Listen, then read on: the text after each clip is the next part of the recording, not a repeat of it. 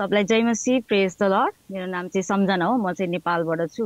मैले चाहिँ Bible college चाहिँ पहिला पनि फिजिकलमा चाहिँ लिएर आइसकेको थिएँ, तर त्यतिखेरको फिजिकलमा लिएर आएको र अहिलेकोमा चाहिँ धेरै डिफ्रेन्स छ है। धेरै पास्टरजीले धेरै प्रकाशनद्वारा चाहिँ हामीले धेरै कुराहरू सिकाउनु भएको छ र अहिले चाहिँ हामीले होइन बाइबल कसरी होइन बाइबललाई कसरी पढ्ने, बाइबललाई होइन जुन यहुदीको लागि हो कि होइन अन्य जातिको लागि हो कि त्यहाँको कल्चर कसको लागि थियो, त्यो टोटली हामीलाई पहिला थाहा थिएन। र अहिले हामीलाई होइन कसरी बाइबल पढ्न होइन बाइबल चाहिँ कसरी पढ्न पर्छ भन्ने कुरा र त्यो रिसोर्सको बारेमा नि हामीलाई थाहा थिएन। जुन तनाक थियो, जुन आरसी थियो, जुन प्रोटेस्टेन्ट बाइबल थियो र त्यसमा अरू कुरा पनि पुस्तकहरू थपिएको थियो जसलाई चाहिँ होइन जेसारको पुस्तकबाट पनि र अनको पुस्तकबाट नि पास्टरजीले हामीलाई धेरै कुराहरू सिकाउनु भयो र धेरै क्यारेक्टरहरूको बारेमा पनि त्यहाँबाट हामीले जुन कुरा चाहिँ हाम्रो यो प्रोटेस्टेन्ट बाइबलमा नभएको कुराहरूलाई पनि त्यहाँनिर कोड गरेर चाहिँ हामीले धेरै कुराहरू सिक्न पाएका थियौँ भने र सृष्टि होइन क्रिएसनको बारेमा पनि हामीलाई होइन जसरी यो सृष्टि कसरी बन्यो होइन, पहिलो पृथ्वी, दोस्रो होइन दोस्रो तेस्रो कसरी भएको थियो र सृष्टिमा के भएको थियो, सृष्टिमा कयौँ व्यक्तिहरू आए होइन। त्यो यो सृष्टि भइसकेपछि कयौँ व्यक्तिहरू बिग्रिए, जति भविष्यवक्ताहरू होइन जति पनि आए, त्यो सबै कुरा चाहिँ उनीहरूले गलत तरिका वा कसैले आफ्नो जीवनलाई नै होइन प्रभुको बाटोबाट निक्लेर मार्गबाट निक्लेर उनीहरूले गलत कार्य गरे। यी सब कुराहरू हामीले क्रिएसनमा हामीले होइन सिकाइएको थियो पास्टरजीद्वारा भने हामीले ट्रिनिटीको कुरा पनि होइन, जुन ट्रिनिटी शब्द बाइबलमै लेखिएको छैन, त्रिएक परमेश्वरको बारेमा जुन चाहिँ पवित्र होइन पिता पुत्र पवित्र आत्माको बारेमा, यसमा पनि हामीले होइन कतिले भन्छन् होइन कति धेरै कल्ट ग्रुपहरू छ जसले चाहिँ होइन जस्ट एउटा कसैले माता मान्ने, कसैले होइन बुवालाई मात्रै मान्ने, कसैले चाहिँ छोरालाई मात्रै मान्ने हुँदा अहिले होइन फेरि माता यरुशलेम कति सच्चाइ हो नेपालमा चलिआएको यो कुराहरू धेरै कुराहरू चाहिँ पुरै के कल ग्रुपद्वारा धेरै कुराहरू भएको थियो। यसमा चाहिँ हामीले हेऱ्यौँ भने त्रिएक परमेश्वरको बारेमा चाहिँ उत्पत्तिदेखि प्रकाशसम्म चाहिँ हामीले होइन टोटली हामीले चाहिँ त्रिएक परमेश्वरको बारेमा ट्रिनिटीको बारेमा चाहिँ हामीले देख्न सक्छौँ। र त्यसै गरी हामीले चर्चको बारेमा कलेसियाको बारेमा, चर्चमा त अहिले धेरै गडबड भइरहेको छ, मैले भनिरहेको छु कल ग्रुपहरू आएको छ, अन्य भाषा यति व्यापक तरिकाले होइन अन्य भाषा जुन अन्य भाषा बाइबलको होइन अघि नै सिस्टरले भनिसक्नुभयो जुन अन्य भाषा चाहिँ बाइबलको थिँदै थिएन र जुन अन्य भाषा चाहिँ अहिले चर्चमा चाहिँ होइन जसले अन्य भाषा बोल्दैन, जसले अन्य भाषा पाएको छैन, त्यो भित्र पवित्र आत्मा छैन भनेर चाहिँ हरेकलाई चाहिँ होइन उसको लागि होइन के भन्छ कति होइन गलत काम गर्यो होला, उसको जीवनशैली ठिक थिएन होला भनेर उनीहरूलाई कोट गरेको हुन्छ अन्य भाषा बोलेन भनेर। यो अन्य भाषादेखि लिएर दशंशको कुरा, दशंशलाई मलाकी 3को 10 होइन जसले अन्य भाषाको जसले चाहिँ दशंश दिएको छैन त्यसलाई श्राप आउँछ जसले होइन भनेर उनीहरूमाथि त्यो एउटा डरको आत्मा हालेर चाहिँ एकदम लुट मचेको छ कि। र अहिले कयौँ ठाउँमा चाहिँ यो दशंशको बारेमा नि यति धेरै चाहिँ होइन लुटेर कति धेरैजना ब्याकसाइड भइसकेको हामीले पनि थाहा घटनाहरू पनि हामीले थाहा पाउँछौँ।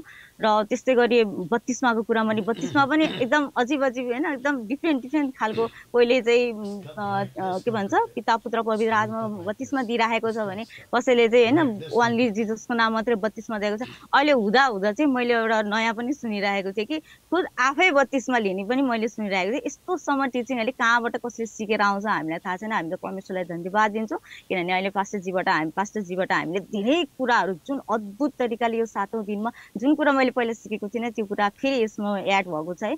त्यो कुरा यति धेरै कुराहरू चाहिँ हामीलाई सिकाउनु भएको छ कि हाम्रो आँखा होइन हामीले पास्टरजीलाई होइन हामीले यस्तो तरिकाले फलो गरेको छौँ कि होइन टोटली आँखा बन्द गरेर हामीले कसैलाई नि फलो गरेको होइन र पास्टरजीलाई हामीले फलो गरेको होइन कि उहाँको टिचिङलाई हो कि हामीले फलो गरेको। बाहिरको मान्छेले त भन्छ तिमीहरू पास्टरजीको होइन पुच्छर भएर हिँडिरहेको छ क्या होइन धेरै के कुराहरू हामीलाई भन्छ, तर हामीले जस्ट उहाँले दिनुभएको त्यो टोटली उहाँले दिनुभएको टिचिङलाई हामीले आज फलो गरेर हिँडेका छौँ। र आज हामी त्यस्तो त्यो ठाउँ त्यो दलदल त्यो जुन हामीले होइन त्यहाँबाट त्यो किचड भनौँ न त्यो किचड त्यो दलदलबाट आज हामीलाई निकालेर होइन त्यो यस्तो परमेश्वरसँग हामीलाई पास्टरजीले मिलाइदिनु भएको छ कि पास्टरजीको लागि यसरी सबैले ताली पनि बजाइदिनु होला।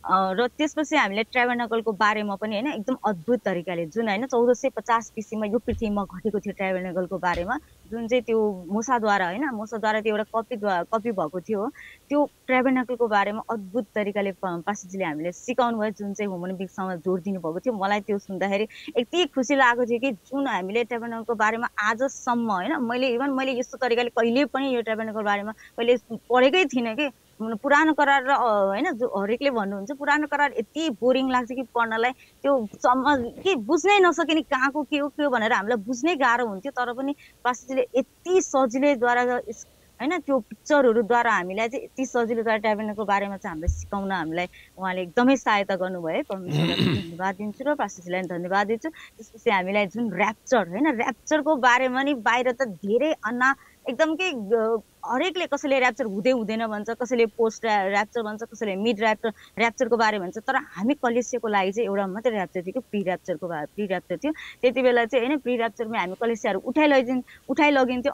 कतिले भन्छ ऱ्याप्चर भइसक्यो, कतिले भएको छैन, यो हुँदैन, यो के हो भनेर हामीलाई अनेक थरीको कुराहरू चाहिँ हामीलाई यो होइन अरू चर्चमा पनि भेटाउँछौँ र धेरै जस्तो कल ग्रुपमा त अब यो कुराहरू धेरैहरू भइरहेको छ। र यो 7 दिनको बाइबल कलेजमा चाहिँ जति कुरा मैले पहिला नि भनेको छु फिजिकल रूपमा सिकेर आए पनि यो 7 दिन फेरि कसरी बित्यो भन्ने कुरा थाहै भएन कि। यस्तो लाग्थ्यो कि परमेश्वरसित टोटली साथ होइन 7 दिनको हामीले दिनको 7 घन्टै त्यसरी बसेर सिक्दाखेरि त हामीलाई त बाहिरको त्यो होइन बाहिरको वातावरणबाट त पुरै निस्केर टोटली हामी पवित्र जीवन होइन जिएर बसेको जस्तो अनुभव भइरहेको छ। र परमेश्वरसित डाइरेक्ट कुरा गरे जस्तो हामीलाई फिल हामीलाई पास्टरजीले बनाइदिनु भएको छ है। पास्टरजीलाई धन्यवाद गर्छु र थ्याङ्क यू पास्टरजी। ओके, एक सेकंड। ओके, मैं चाहता हूँ क्या नाम है समझना जी, मैं चाहता हूँ कि आप अपना नंबर दीजिए नेपाल के लोगों को, और उसको इंग्लिश में बोलो, हिंदी में बोलो, सॉरी नेपाली में बोलो, आपकी मर्ज़ी है। बट मैं चाहता हूँ कि आपके जितने नेपाल के लोग हैं और जो अभी यहाँ पे देख रहे हैं, मैं उनको भी कहना चाहता हूँ, अगर आप नेपाल से हैं तो मैं चाहता हूँ कि आप लोग सिस्टर समझना जी को कॉल करें और नेपाल का जो ऑनलाइन चर्च है समझना जी के साथ आप लोग कनेक्ट हो। जी भी सिस्टर बोलिए।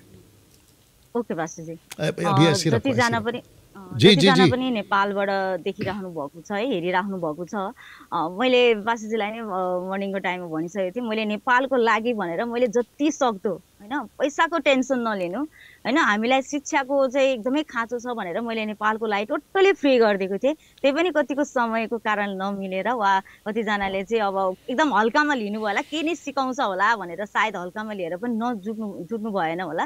ठिकै छ, तपाईँहरू अझै पनि चान्स छ होइन, नेपालबाट इन्डिया चाहिँ धेरै होइन, मुम्बई धेरै टाढा होइन, त्यहाँसम्म तपाईँहरू जान चाहनुहुन्छ भने फिजिकल रूपमा आज पनि फोन आएको थियो, त्यो हामी वहीँ गएर लिन चाहन्छु सिस्टर भन्नुभएको थियो। ओके, तपाईँहरू त्यहाँ गएर पनि लिन सक्नुहुन्छ। त्यसको लागि चाहिँ मलाई चाहिँ सम्पर्क गर्न सक्नुहुन्छ। मेरो नम्बर छ 9805844354। म यसलाई रिपिट गर्न चाहन्छु फेरि 9805844354। यो चाहिँ मेरो नम्बर हो। र मैले चाहिँ स्याटरडेको दिन एभ्री स्याटरडे होइन एभ्री स्याटरडे चाहिँ मैले चाहिँ 11 बजीको टाइममा चाहिँ एमएमबी नेपाल पेजबाट चाहिँ लाइभ गरिरहेको छु। तपाईँहरू जतिजना चाहिँ जुट्न चाहनुहुन्छ चाहिँ त्यो पेजबाट चाहिँ तपाईँहरू चाहिँ जुट्न सक्नुहुन्छ। Okay, okay, thank you Samjhana ji, thank you.